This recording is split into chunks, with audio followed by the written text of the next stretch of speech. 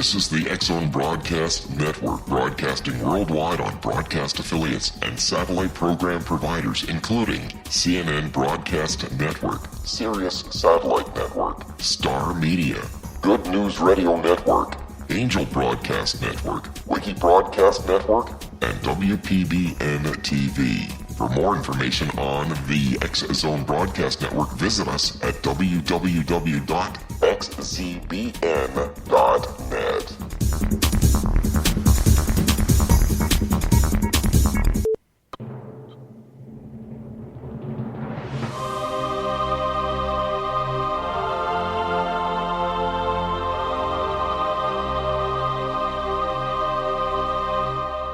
The Science of Magic with Gwilda Wiyaka is largely an opinion talk show. All opinions, comments, or statements of fact expressed by Gwilda Wiyaka's guests are strictly their own and are not to be construed as those of the Science of Magic or endorsed in any manner by Gwilda Wiyaka, REL-MAR McConnell Media Company, its affiliated networks, stations, or employees.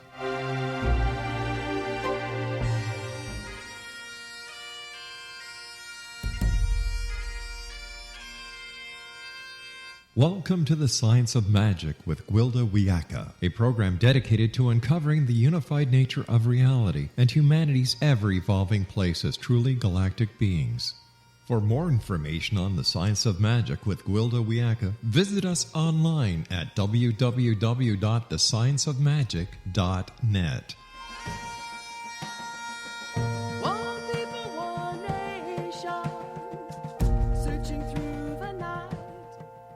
Hi there, and welcome to the Science of Magic, a program combining the science and magic of today's leading topics to co-create new solutions. I'm Gwilda Wiyaka. This hour we'll be exploring Spirit Eyes. It was a drug-free home birth. She took her first breath and exhaled on a loud squall, protesting the indignity of the situation. Her cries were short-lived as she was placed on my warm stomach, and I lovingly covered her with my hand. The infant lifted her head, staring directly into my eyes. This was no blurry, unseeing newborn. She had spirit eyes. She turned her head and looked into her father's eyes where he stood next to us. "My God, she can see into my soul," he exclaimed. I'd seen people with spirit eyes before, those about to die, vision questers when they come off the hill, seekers after an ayahuasca initiation, and my old shamanic teacher all had the same look. But my baby? What did it mean? I looked into spirit eyes again 2 years later when my son was born. His, too, was a drug-free home birth. Both of my now adult children are extremely intuitive, seeing beyond ordinary reality, uncannily aware of things others are not. Puzzled, I dug up some of my baby pictures, and sure enough, I had spirit eyes. Was it a genetic predisposition? Or are all children born this way? Was it because neither my mother nor I ever discouraged what our children seemed to intuitively know? Was it because, like me, she delivered without drugs? Or is it something else altogether that allows children to be born without losing their spiritual connection? With us this hour to explore this puzzling phenomenon is Diane Brandon, the author of Born Aware, Stories and Insights from Those Spiritually Aware Since Birth. Also spiritually aware since birth, Diane is an expert on intuition, having researched its inner workings. She's taught intuitive skills extensively in classes, workshops, seminars, private lessons, and continuing education at both Duke University and University of Memphis. Diane works as an integrative intuitive counselor, spiritual counselor, and specializes in essence reading, personal and spiritual growth facilitation and coaching, dream interpretation, life purpose, and personal empowerment. Her website, DianeBrandon.com. Diane, thanks so much for being on the show with us today. Thank you so much, Gwilda. It's wonderful to be with you. Yeah, I'm really looking forward to our time together. I am too. So would you mind sharing, what is it to be spiritually aware?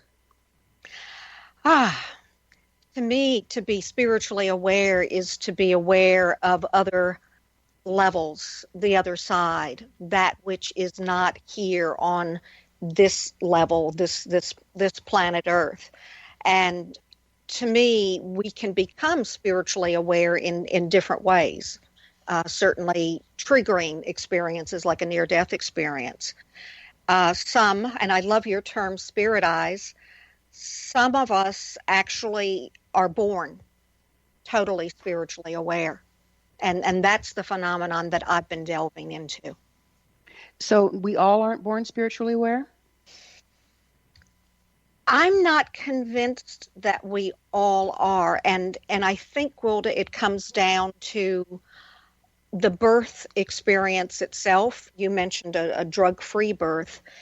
What I have found is that if there is pain during the delivery, during the labor, the pain will crowd out spiritual awareness and plummet us into what I call our human side. It also depends upon, when the soul is actually in the body. Some people remember being in the womb. I personally don't feel that I was in the womb much at all. I don't think I came in until the birth itself. And when that happens, I think it guarantees more that spiritual awareness. Very interesting. And how can you tell when, well, we're going to have to take a break and we'll pick up on the other side of how you can tell when you incarnate. Diane and I will return shortly, so don't go away. You're listening to The Science of Magic. Our current episodes are aired daily on the X Zone Broadcast Network, xzbn.net.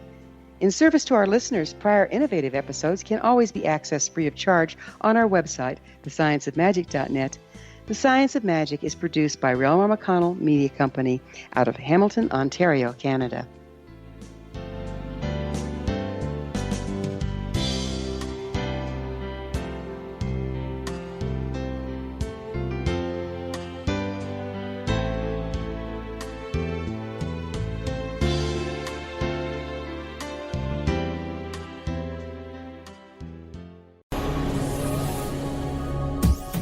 This is the X Zone Broadcast Network, broadcasting worldwide on broadcast affiliates and satellite program providers, including CNN Broadcast Network, Sirius Satellite Network, Star Media, Good News Radio Network, Angel Broadcast Network, Wiki Broadcast Network, and WPBN TV. For more information on the X Zone Broadcast Network, visit us at www.xzbn.net.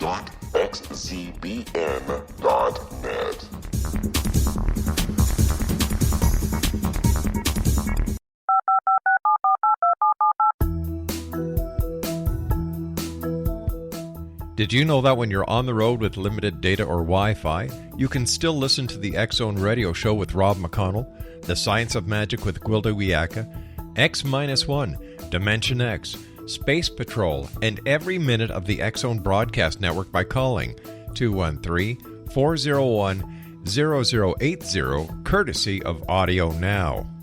No smartphone, app, or internet needed. It saves your data plan and it's free if you have unlimited minutes.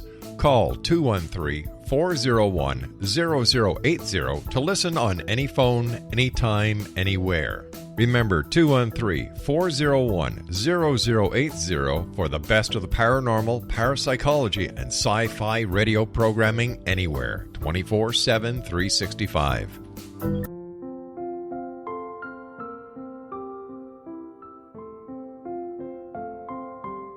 I am Dr. Carl O'Helvey, founder, president of a new cancer foundation focusing on evidence-based physical, mental, and spiritual interventions, including natural cancer cures, prayer, meditation, affirmations, nutrition, and other related holistic cancer prevention and cure modalities. These are used in cancer education, research, and financing care. I ask for your help to continue this important work by donating at www.holisticcancerfoundation.com.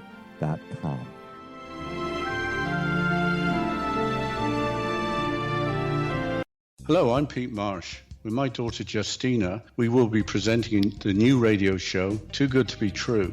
If something seems too good to be true, it usually is. But with the help of Justina's amazing gifts, we're going to gain insight into questions that don't yet have complete answers. Have you wondered who built Stonehenge and for what reason? Why are crop circles found in the same region as Stonehenge and elsewhere? Are crop circles a hoax, or are they created with technologies that we have little knowledge of? Who built the pyramids in Egypt and also in other countries? How and why were they built? Was the Titanic switched with the Britannic as part of a gigantic insurance fraud, or for more insidious reasons? What caused the Tunguska event when trees were flattened over an 800 square mile area in Siberia?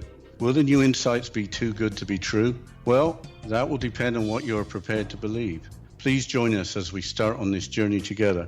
For more information on Too Good to Be True, visit www.xzbn.net. Little children aren't the only ones afraid of the dark. Millions of soldiers return from war zones with PTSD, anger, frustration, fear, and loneliness, much of which surfaces during the darkness of the night.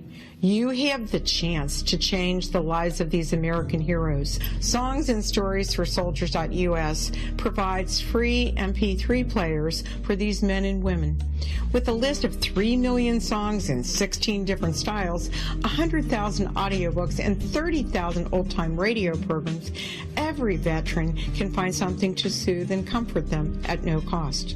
All our players contain an 8-hour audio program designed to help veterans fall asleep. With 1,500 plus vets now participating, it's our goal to deliver 10,000 audio players this year. Go to our website at songsandstoriesforsoldiers.us. Help us help a veteran make it through the night.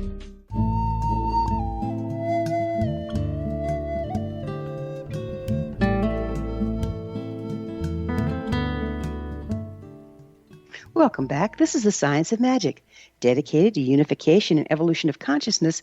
I'm your host, Gwilda Wiyaka. Our guest this hour is Diane Brandon, the author of Born Aware, Stories and Insights from Those Spiritually Aware Since Birth. Her website, dianebrandon.com. Diane, we weren't talking for too long, and it just brought up all sorts of questions for me.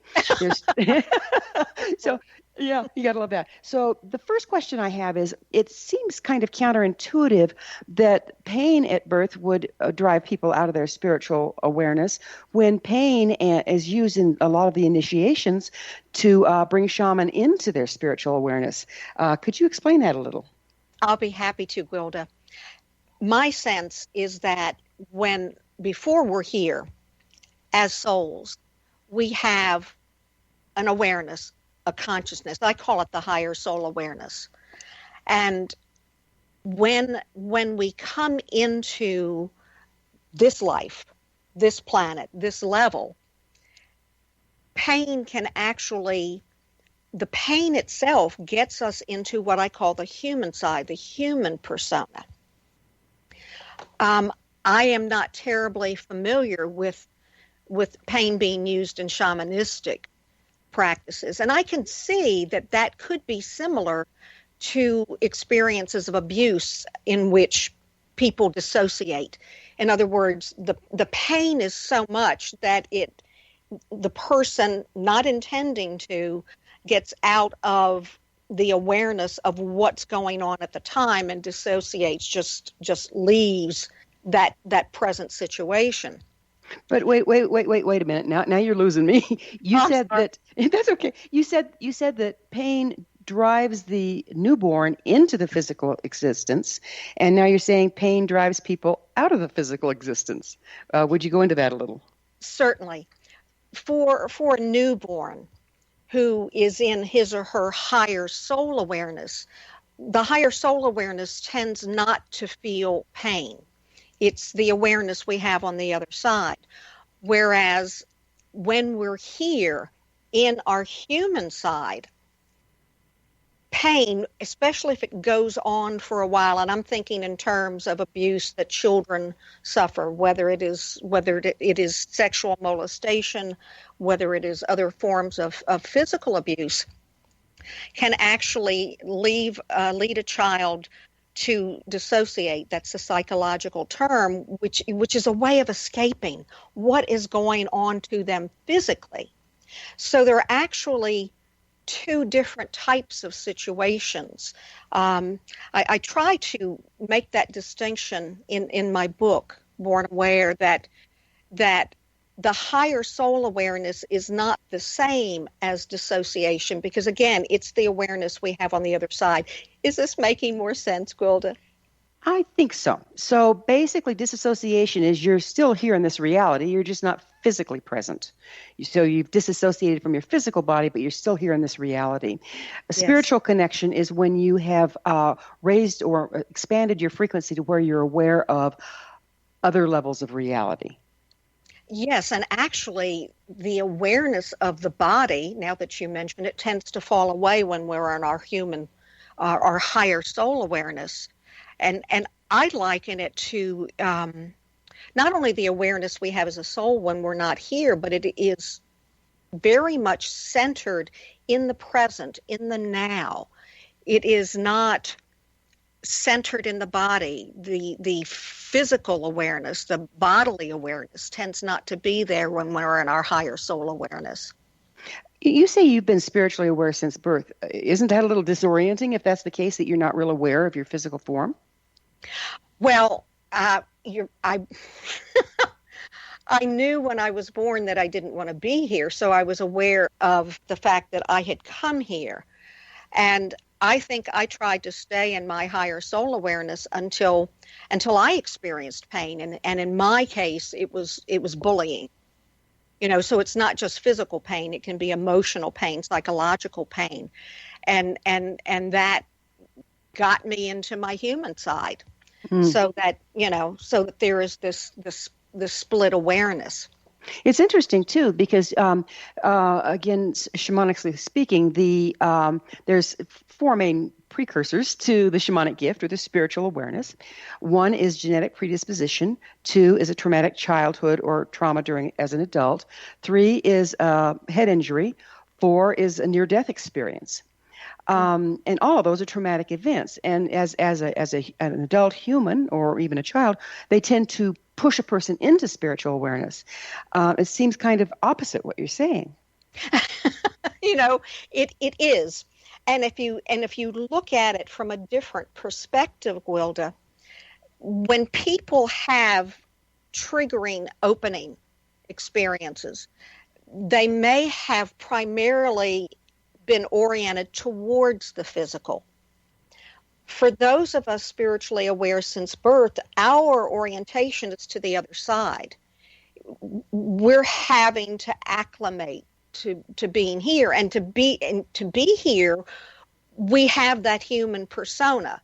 So for us, the change comes when we have to get into our human persona.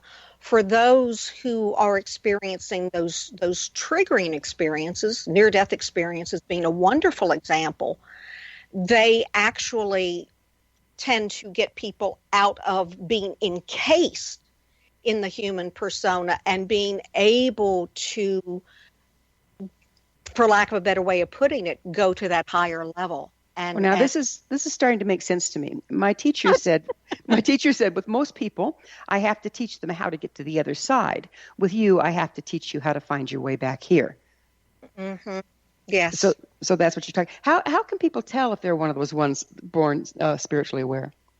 Well, number one is always remembering what you thought when you were born, because I have never forgotten what I thought when I was born. The people I found and interviewed for my book have never forgotten what they thought when they were born. So it's almost as if we are imprinted from birth and haven't forgotten it. There are people who have been regressed or experienced other modalities that have allowed them to find those memories and reclaim them, but we never lost them. We have always had those memories. So there are people who are what I call innately spiritually oriented.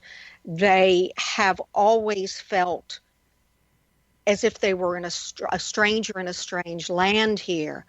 They have always felt that they didn't come from here, even if they couldn't identify where they did come from.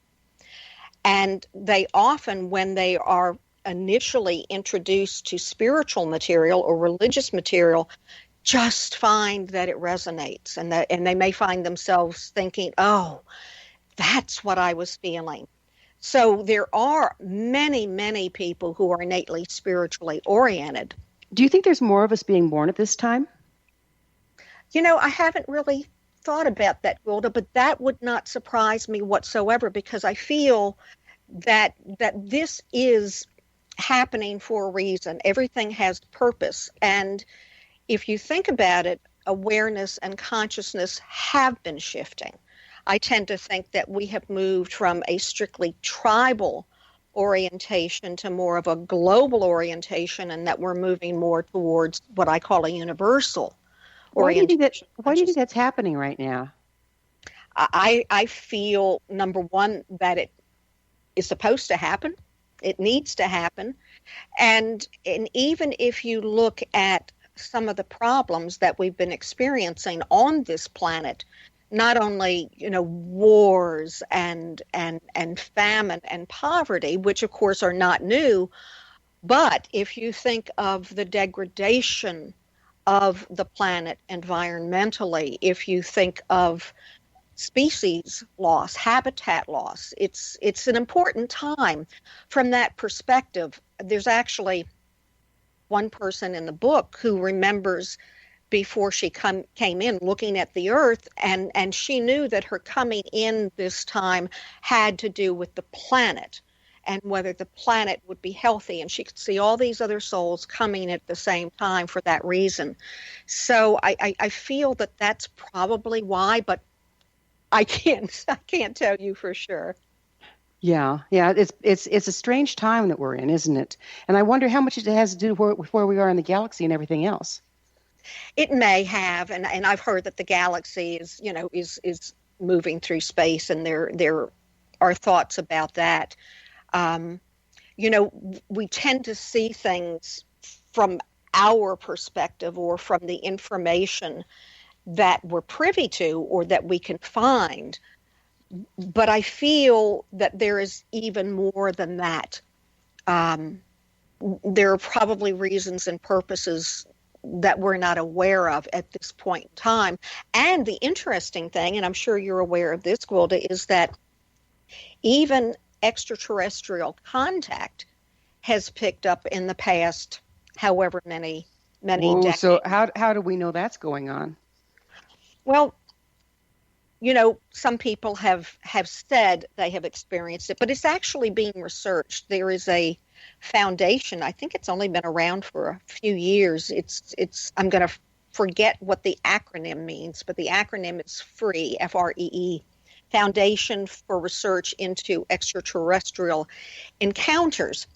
And actually, Edgar Mitchell encouraged the leader of it, I believe his name is Ray Hernandez, to found it. So they have been researching this worldwide, and they have found a lot of correlations in people's experiences. And one that is fairly surprising, I think, for a lot of people, is a lot of people who have experienced this ET contact have opened up spiritually. So, did your folks notice something different with you from the beginning? I think so, Gwilda. I think so.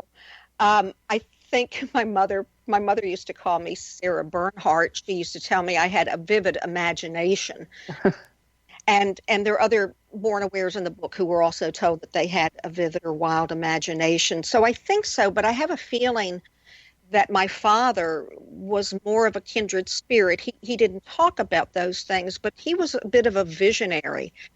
But yes, I think my family has thought I was different. A little different, right? What's it been like growing up in the society as it is, already spiritually aware? What's the challenge there? I think the challenge is, number one, as you just mentioned, is to feel that you fit in. You tend to feel isolated. And I have to preface this, Gwilda, and say I had no idea that I was different because I had these memories. For all I knew, everybody had these memories. We just didn't talk about that sort of thing. So, and I didn't share mine. So I didn't really know how different I was. But why didn't you share it? Kids usually tell things like that. Why? We tell our folks everything when we're real young. Why do you suppose you didn't share? Well, I don't know if I did, Gwilda. I may have, and maybe that's why my mother thought, looked at me as if I had two heads. But I grew up in a fairly typical middle class upbringing. I was very sheltered. It looks like we're going to have to take another break. We'll pick up with this on the other side of this commercial pause. Diane and I will return to our discussion, so don't go away. We're coming to you through the X-Zone Broadcast Network. Don't miss the other fine shows and hosts on xzbn.net. You're listening to The Science of Magic, your resource for creative situations in a changing world. thescienceofmagic.net.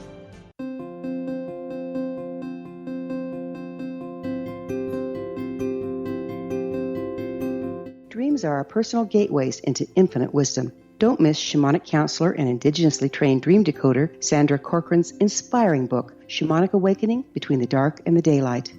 This remarkable work chronicles Sandra's 35 years of experience with diverse wisdom keepers and her initiations throughout the Americas and across the British Isles, Turkey, Greece, and Egypt. Sandy's knowledge of symbology, psychology, and myth influence her dream blog and workshops. Sandy offers private tarot readings, international journeys, a meditative CD, as well as her book, Shamanic Awakening, to encourage you as you navigate this earth walk, creating a deeper connection to yourself and all that is. Find this and more at Sandy's website, starwalkervisions.com.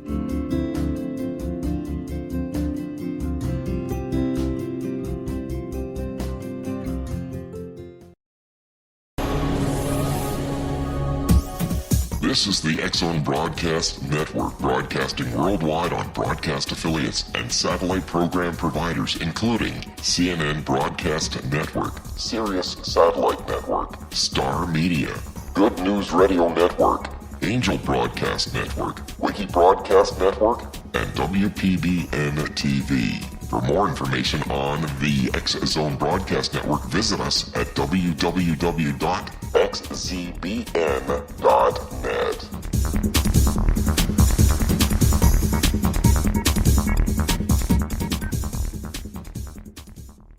How would you like to be able to read other people's minds? Well, the next best thing is here. When you know how to read a person's name, you know how the person thinks, feels, and behaves.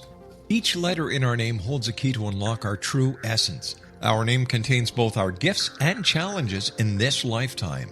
Mnemology science discovers personality secrets hidden in the placement of the letters of our names, including the first and last impression people remember about us. Sharon shows us how to interpret the arrangement of letters as outlined in her book, Know the Name, Know the Person. Sharon Lynn Wyeth created mnemology science after 18 years of research and testing her theories, and has supported thousands of people around the world in understanding themselves and others better. You'll enjoy Sharon's unique teachings as she shares her system to learn the gifts behind your given birth name. Even if you don't like your birth name, there are jewels in this book. If you're thinking of changing your name, ready to name your child, or wanting to get along better with others, this is the book for you. If you'd like to improve your relationships and change your life for the better, get the book today, Know the Name, Know the Person, or visit www.knowthename.com. That's www.knowthename.com.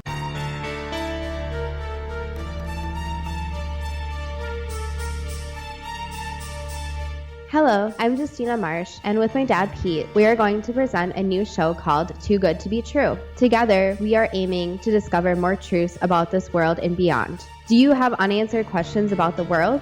Do you ever wonder about aliens, conspiracy theories, or the universe?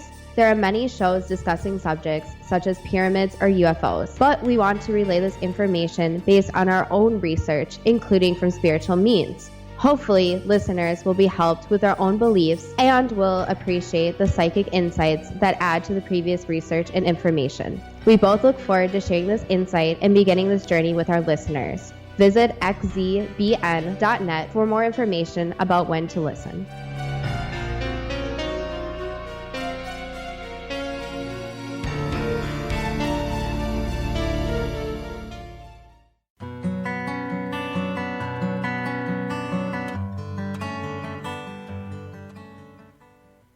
Welcome back. This is the Science of Magic, a place where magic and science come together to promote enlightenment. I'm your host, Gwilda Wiyaka.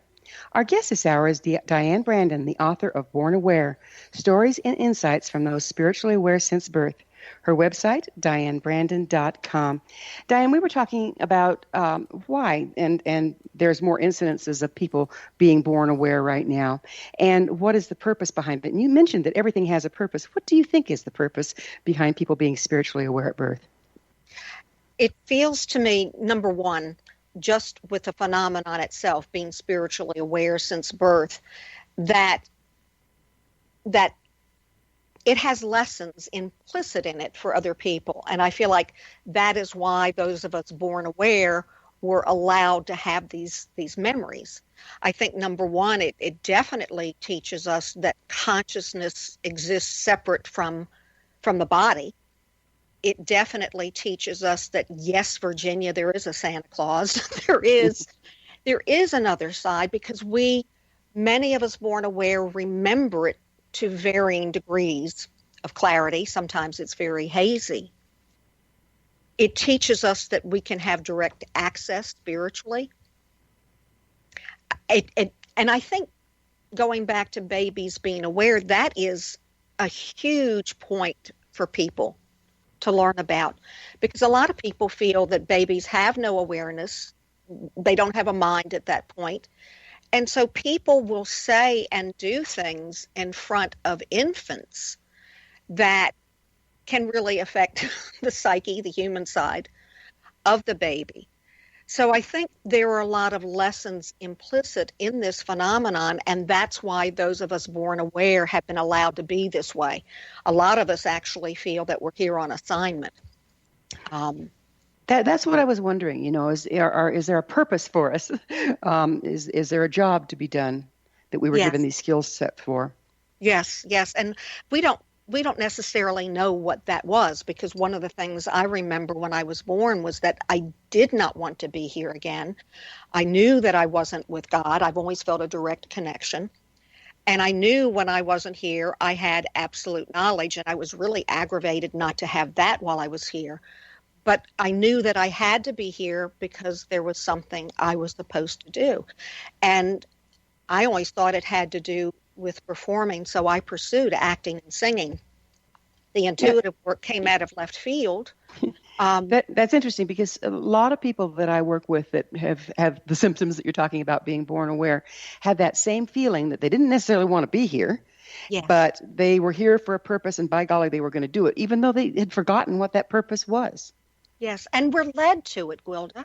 That's a point to make. We don't have to know what it is. It's not like, okay, set your goal and come up with your steps to go towards it. It is ingrained with us. We are encoded energetically with the plan for our lives before we even come in here. And if we are born aware, and even if we are innately spiritually oriented, we tend to be plugged into inner guidance. And so, we're shepherded along. Again, the intuitive work for me came completely out of left field. I'm like, I can't do this. But we're led. I had no idea, where it would lead me. So we don't have to know at the outset what we're going to be doing. And actually, I think the amnesia is there around purpose, because we're also here. We cannot avoid that soul growth, that unfolding, through the human side while we're here.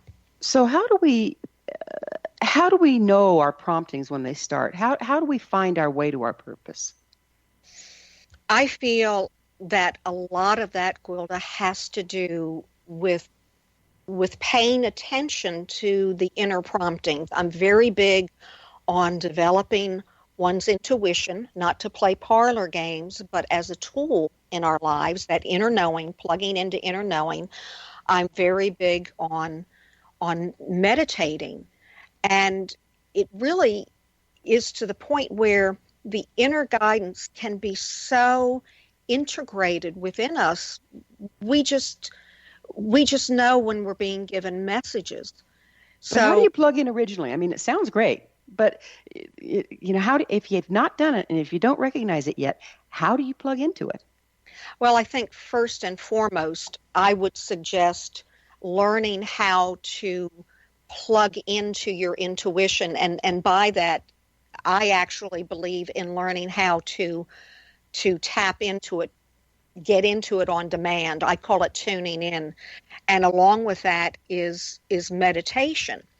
I'm a firm believer that we have to find a way to access intuitive information that's pure and isn't coming from what I call our personal stuff, our wants, right, our right, fears, right. our But all that. How does meditation help with that?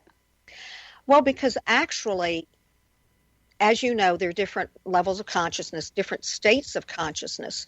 And when we're tuning in, we're not in our typical waking beta brainwave state, which is, like really hyper-focused and sometimes stressed and or nervous. It's somewhere between an alpha and maybe even a higher theta. And this is where the meditation comes in, because it's a different state of consciousness. Now, I'm sure you know that people who are creative, whether it is artistic creativity or whether it is thinking creativity, tend to more naturally be intuitive. And I think it's because they get more easily into that alpha brainwave state. What can you do to initiate the alpha state? I understand that I know shamanism, the shamanic journey trance, they've actually measured it, and it's a method by which you can access beta, go from beta to alpha, and from alpha slide on into theta. So does meditation do the same thing? I think meditation does do the same thing. And I think we can train ourselves through meditation, because it's through meditation that we really go within and start to plug into our inner voice and our inner knowing. So meditation is, I think, hugely important with this. There are also some external tools that some people use to get into those other levels of consciousness, the alpha and the theta. The other thing I suggest, too, is to pay attention when you're doing routine activities, brushing your teeth, taking a shower. Those are huge for me. And you're in this kind of your consciousness is just flowing stream of consciousness, and which is actually more an alpha brainwave state, to pay attention to what's going through your mind. I get so many insights then. And it's also paying attention to yourself. You know the phrase living consciously. It's paying attention to what is going through your mind at different times during the day. Can a person be spiritually aware and not know it? I think that is a possibility. I don't think born aware, because again, we never forget what we thought when we were born. But I think some people can be spiritually oriented without being consciously aware of that. Yes, I do. Yes, I do. And that makes the awakening so much easier when it comes, and probably more joyous. So you call it an awakening. Mm-hmm. What do you mean by that? What I mean by that, Gwilda, is when we find ourselves no longer encased in our human side, being able to perceive in a limited manner, and when we can kind of be awakened to the fact that there is more that is out there, whether you want to call it the other side, whether you want to call it other levels, when we are no longer defining ourselves in this very limited way of I'm a human, I'm a female, I'm an American, I'm a this, when the kind of the boundaries are taken away and we can actually see that we're part of something much larger. Well, we live in a world that for the most part invalidates spiritual awareness and intuition. What effect does this have on a person's ability to recognize and utilize their esoteric abilities? I think it can be very limiting, because how we define things, and that goes back to mindset and and beliefs and acculturation, cultural beliefs, can be very, very limiting. I went through an experience when I was in grad school in Chapel Hill, and it just kind of happened where I feel like I walked into another room, and I think what I was really doing was experiencing a kind of a letting go of a lot of that acculturation and being able to perceive much more clearly and objectively. And that's another outcome of a lot of this work, is being able to perceive in a very clear and objective manner. Do you think that we're actually being retarded or held back from our spiritual awareness for control? I feel that there's no volition there. I feel like it's not deliberate. But yes, but on the other hand, Gwilda, I have to say, if people are living their lives that way, then perhaps that's what they're to experience in that particular lifetime. So you see it as a predestined sort of thing. Yes, because number one, on the higher levels, time doesn't really exist. And it was always known what we would do. Number one. Number two, there is that energetic encoding with the plan for our lives. Now, this does not in any way negate or interfere with having free will while we're here. It's a question of levels, and I know this concept has been difficult for a lot of people to fully grasp. But my sense is that we live different lives. Our persona changes, our gender changes. We don't have the same personality from one lifetime to the next, but I feel that it has to do with experiencing as much as possible to enrich the soul. So it's like you view it as like a classroom here. Oh, yes. I think Earth is known to be a major classroom. And that's my question, Gwilda. If we get to the point on this planet where more people become aware, spiritually aware, and we don't have as much of that unpleasant duality, then if this is a classroom, then are there other planets that are just as strict in being classrooms where people can experience that really in the trenches difficult growth? I don't have an answer to that. It's an interesting phenomenon that you're talking about. So it would be like if we are in duality here on the earth, then the lesson here would be one of duality, yes? Yes, because we don't know the good without the bad. And a lot of times it's through those unpleasant experiences that we do learn and grow and get more of that soul growth. I don't like it. Well, we're gonna need to take another break. So Diane and I will be back shortly, so don't leave us now. This is The Science of Magic, your resource to altruistic professionals of science and the esoteric, working to create common ground for the betterment of our world. Join our email family to receive our amazing topic-driven episode collections at thescienceofmagic.net.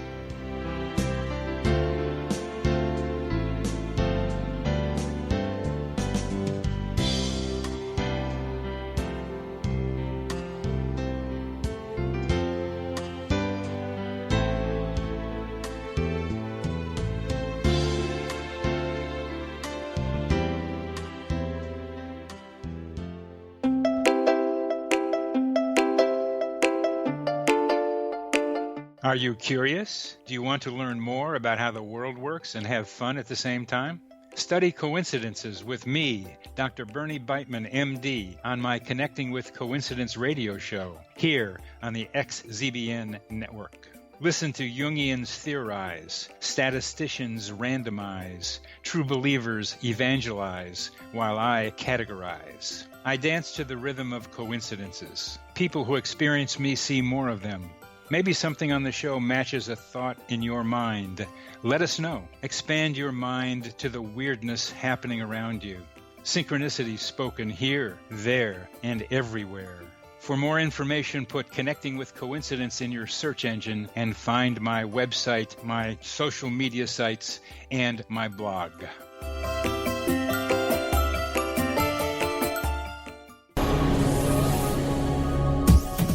This is the X-Zone Broadcast Network, broadcasting worldwide on broadcast affiliates and satellite program providers, including CNN Broadcast Network, Sirius Satellite Network, Star Media, Good News Radio Network, Angel Broadcast Network, Wiki Broadcast Network, and WPBN TV. For more information on the X-Zone Broadcast Network, visit us at www.xzbn.net.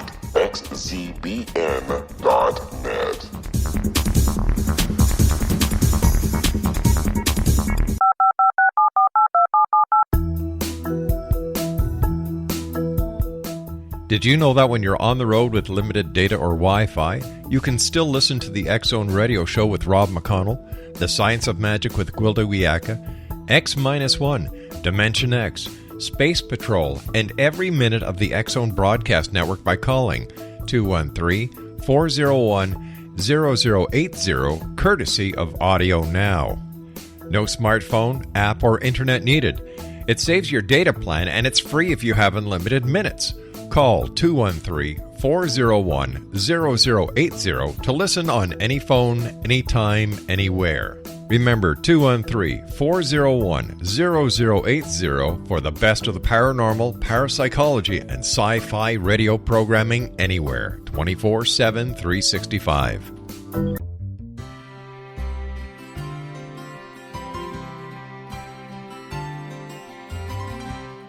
True healing must address 4 levels: physical, emotional, mental, and spiritual, for us to live joyful and productive lives.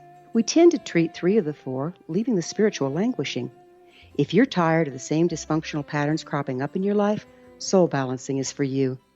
Trixie Phelps, owner and founder of Soul Balancing, is a naturally gifted energy healer trained in numerous esoteric forms, including shamanism. Trixie has created a powerful modality that safely and effectively clears your energetic field. A Soul Balancing session can remove interference, heal trauma, and restore your hope. Contact Trixie for a life-changing long-distance session today, www.soulbalancing.world.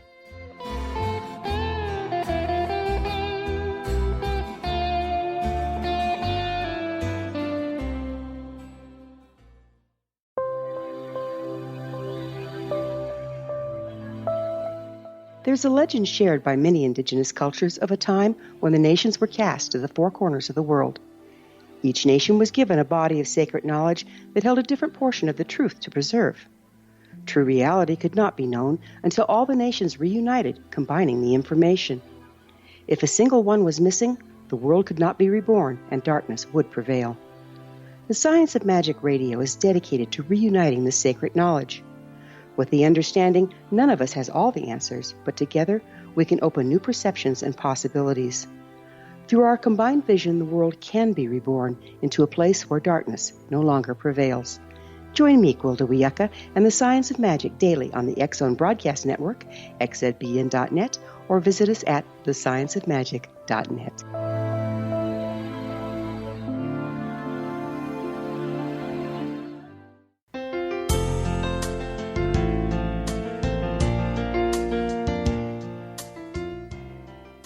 Welcome back. This is the Science of Magic, bringing together gifted people of service to the world. I'm your host, Gwilda Wiyaka. What's up in your world? Email me at info@thescienceofmagic.net and suggest a topic or a guest that you'd like to hear about. You're probably not the only one that would enjoy it. Our guest this hour is Diane Brandon, the author of Born Aware, Stories and Insights from Those Spiritually Aware Since Birth. Her website, dianebrandon.com. Diane, we were talking about if a person's not born spiritually aware, or if they disconnect from the ability early on, you believe they can still develop the skill. Is that correct? Absolutely, Gwilda. Absolutely. And so your way would be to work with meditation and mindfulness. Is that correct? That's correct. And I would also recommend trying to develop your intuition, trying to plug into your inner voice. I would also recommend paying attention to your dreams, because while we're sleeping, and it's not just the material that dreams can bring us, but it's also the experiences we can have while we're asleep. Pay attention to what happens while you're sleeping. If you start out with your dreams, that's fine. That is a good place to start. I'm also a big believer on working on clearing the personal stuff, because that really isn't that a key? One of the most difficult things, I think, is telling the difference between a trigger and intuition. Yes, absolutely. And that's a huge point, Gwilda. It's one point that I hammer home when I teach intuition is, and that's why I use the method I call tuning in, because it's the best method I've seen thus far to try to bypass the personal stuff. But if your stuff is creeping in, your wants or your fears, then it's going to definitely contaminate information, and it's not going to be pure, reliable, intuitive information. So yes, I feel like that's hugely important.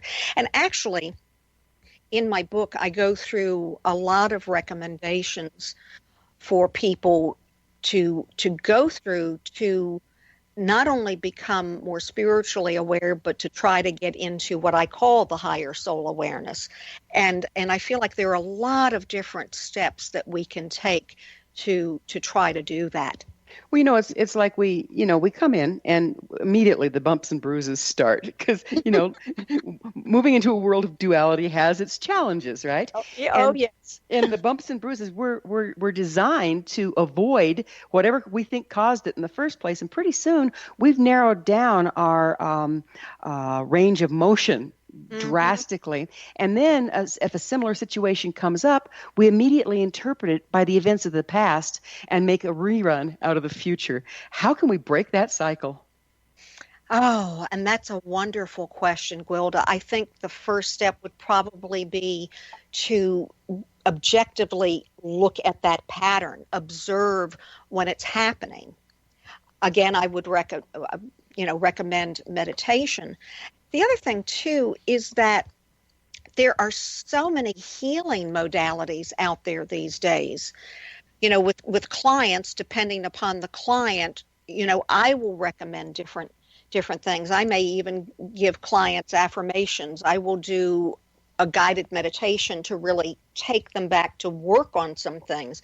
But there are all these other wonderful healing modalities out there, and they're new ones all the time. And it seems that as the new ones come out, they seem to be able to heal and clear more, than the older modalities. So I feel that we have recourse these days. We absolutely have recourse to a lot of tools. We touched in on dreams. What does the imagination have to do with accessing spiritual information? Oh, the imagination is wonderful. And sometimes, Gwilda, I wonder where one can draw the line between imagination and that which is quote unquote real. But the imagination can be brought into play, for example, no pun intended, when we use something like guided meditation or visualization. Sometimes, even when something is coming to us in our imagination, if we look at what it might be stemming from, it may be stemming from an unmet need in the present. It may be actually stemming from or giving us an idea as to how to work on one of those fun little issues. So the imagination seems to be a two-way street. One, if you can't imagine it, you can't create it. So the act of imagining something, you're actually building a matrix around in the ethers or at the quantum level around which to create what you want. But isn't there another way where something that you seem to be randomly imagining is actually your intuition speaking to you through the channels of your imagination? Absolutely. Absolutely. And to me, when you're experiencing those nudges, and especially when the same thing is coming to you over and over and over again, I feel that those are spiritual nudges. You're being nudged in a certain direction. Or if it's being expressed in a different way, if you find yourself out of the blue wanting to learn about something or explore something or do something that you hadn't done before, and it's not just a passing momentary little wish, but it it comes to you frequently, that's happening for a reason. It's always happening for a reason. And what about daydreams? I mean, they're a little different than imagination. What is the difference, and how do they play in with intuition? I think they're very, very similar. I feel that daydreaming, again, is that alpha brainwave state in which a lot of creativity can take place. And there's been research in the past showing a link between alpha brainwaves and creativity. And sometimes when we're in that alpha brainwave state, daydreaming, our unconscious is yielding up to us some of its insights, and we can capture those. Our imagination comes into play too, and there's a stream of consciousness aspect to that as well, especially if it's more focused on something you're trying to bring about, something you're trying to create, or even something you're trying to solve. But you can also use your dreams in that respect, your sleep and dreams. Before you go to sleep, try to incubate either a dream or getting information around that. So there are lots of different ways to approach that. Oh, and you can use all of them. Use all of them at once. When you're working with imagination or with dreams, it seems like a lot of it can be allegorical. How can you tell what's allegorical and what's literal, and how can you translate it? Well, with dreams themselves, and this is a huge point with dreams, it's very important if a dream is using metaphors and symbols and imagery that you're able to parse out the meaning of those symbols. And I do not use dream dictionaries because we all have our own vocabulary in dreams. I've been interpreting dreams for probably 20 years longer than I knew I was intuitive. And everybody has their own vocabulary. So if a dream is speaking to you in symbols, and if it's coming from your unconscious tends to use symbols that are your connotations with certain things. So that is very, very important. You don't know with dreaming if you're having a precognitive dream, and sometimes those can be allegorical, but they tend to be quite literal, whether it was precognitive or not. And when you're working with your imagination, and everybody's different, Gwilda, we have to really know how information comes to us and how we're spoken to. But yes, for some people, it can be very, very allegorical and fraught with symbols. So we have to know, is my imagination speaking to me with these symbols, or is it speaking to me in a more literal, straightforward sense? And then you have to tease out those symbols. So, most people haven't been trained in shamanic societies. You were taught how to figure this stuff out. But in modern day society, you're really not. Dreams and all that stuff is just kind of pushed aside and, just an oddity. So as a practitioner, do you help your people learn how to work with allegory, and how do you not impose your interpretation on their personal images? Oh, I love that. I love that, Gwilda. Yes, I do try to, if a client wants me to interpret a dream, I will kind of straddle that line between sharing my interpretation and helping them to realize the meaning of some of the symbols themselves. Because I'll say, what do you typically think of when you think of an apple?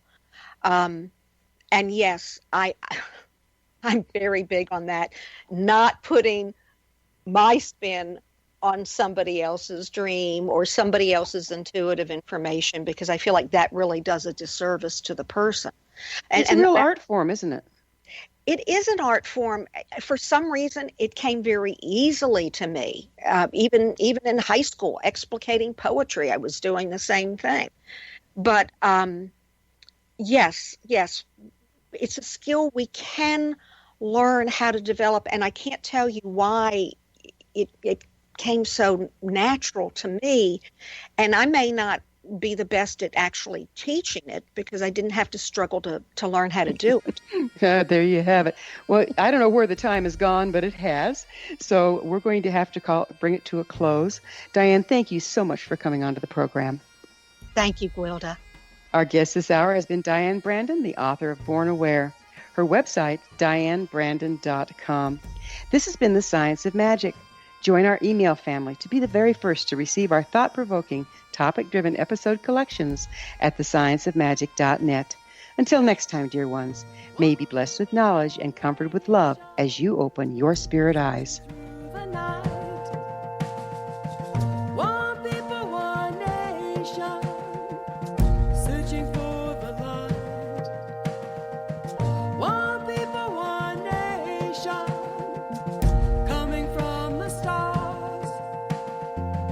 One people, one nation.